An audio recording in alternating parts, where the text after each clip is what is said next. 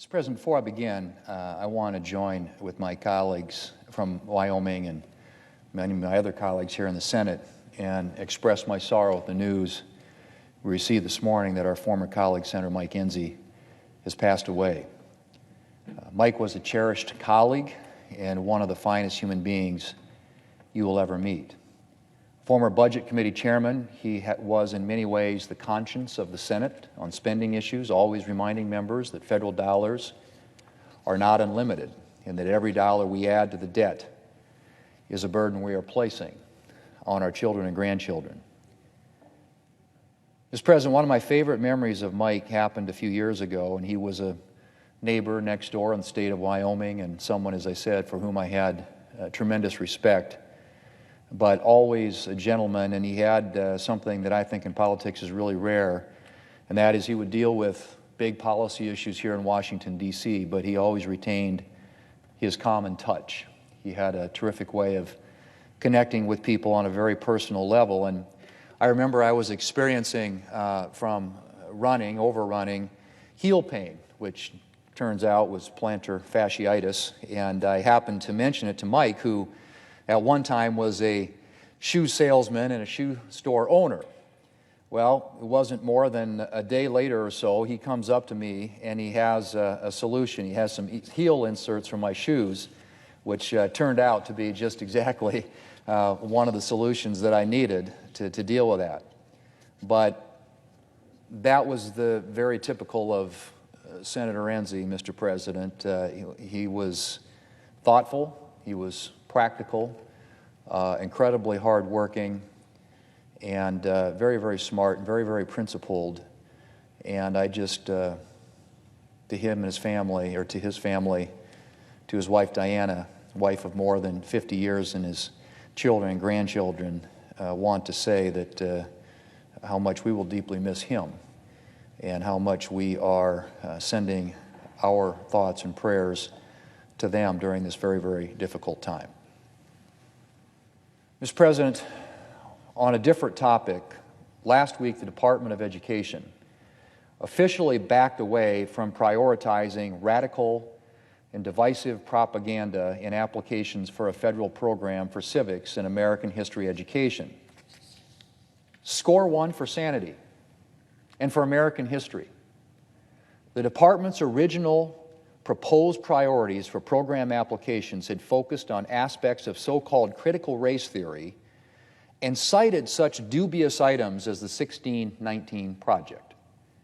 The notice the Department of Education released last week dropped this discussion and indicated that the department would not give a competitive advantage to applications that reflect critical race theory.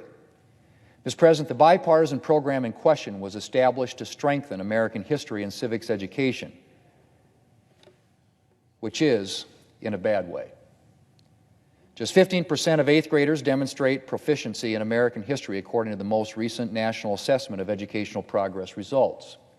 A 2019 survey found that just 4 in 10 American adults were capable of passing a U.S. citizenship test. And yet the Biden administration was apparently ready to compound this problem by pushing ideas rooted in critical race theory, a radical leftist ideology. As it's currently being pushed, critical race theory advances the idea that America is not merely flawed, but inherently and systematically evil, and that fixing this problem requires tearing down our institutions. Mr. President, I don't need to tell anyone that the United States has an imperfect history. And any genuine approach to American history has to examine those times where we failed to live up to our ideals, as well as those times when we've succeeded.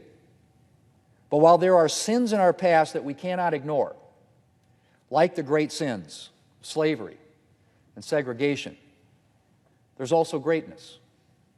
Our founders did something that was pretty much unprecedented in the history of the world. They sat down and built a country based not on who conquered whom, but on a set of principles, on a shared belief in liberty and in unalienable human rights. And while we haven't always lived up to those beliefs, we've never stopped trying. And we continue to hold out the promise of liberty not only to our country, but to the whole world. And there's a reason that individuals around the globe have fled to these shores for the promise of freedom and have found in the United States the refuge they were searching for. Mr. President, critical race theory distorts the reality of American history. It sees our failures, but none of our successes. More than that, it actively misrepresents our history. The 1619 Project, for example, advances the totally fabricated claim that a primary motivation for the American Revolution was a desire to preserve slavery. That couldn't be further from the truth. It's no surprise that leading historians have criticized the 1619 Project for its historical distortions and factual inaccuracies. On top of that, by demonizing the United States, critical race theory also invites students to despise our country and ignore the tremendous freedoms and blessings that we enjoy. We are incredibly fortunate to live in the United States of America. And we let our students down when we fail to give them the perspective to see the blessings that our country provides. By dividing the world into oppressors and oppressed, critical race theory promotes resentment and victimization.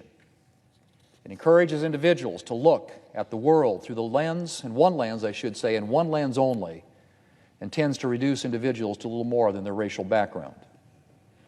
Mr. President, I'm glad that the Department of Education chose not to give preference to applicants with a focus on the radical ideas of critical race theory.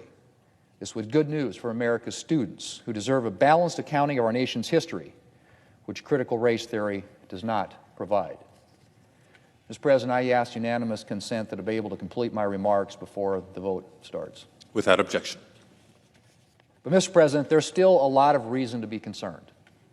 The Department's reversal was cloaked in bureaucratic language, leaving room for a future flip-flop by the administration. And too many schools around the country are already considering or adopting outlandish proposals informed by critical race theory, from a math course that suggests that focusing on the right answer in math is grounded in racism, to materials implying that the nuclear family is somehow inherently racist. This is a grave disservice to students of all races. And we need to make sure that federal education dollars are going to genuine history and civics education and not radical propaganda. We owe American students better than historically inaccurate history lessons. Mr. President, I yield the floor.